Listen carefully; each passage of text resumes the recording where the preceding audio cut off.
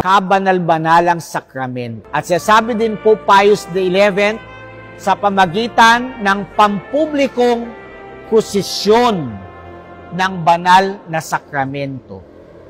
Sasabi niya na kapag nagtitipon daw ang mga tao at inilalabas daw nila si Jesucristo mula sa kanyang tagong lugar sa loob ng simbahan at siya'y pinagbubunying, inililigid sa mga kalsada, tinatanggap ni Jesucristo ang pagbubunyi na marapat niyang tanggapin dahil siya ay hari. Sa labas ng ating mga bahay, ilagay ninyo ang larawan ng Kristong Hari.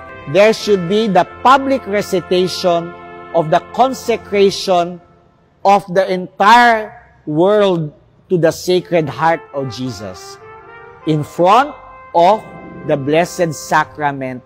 Sumama tayo sa prosesyon ng Banal na Eucharistia. Kung dumadaan ang prosesyon ng Banal na Eucharistia, lumuhod sa kalsada. Father, luluhod sa kalsada. Oo, dahil dumadaan ang iyong Diyos, dumadaan ang iyong Hari. Ang lumilibot ay mismong ang katawan at dugo ng ating Panginoong Jesucristo.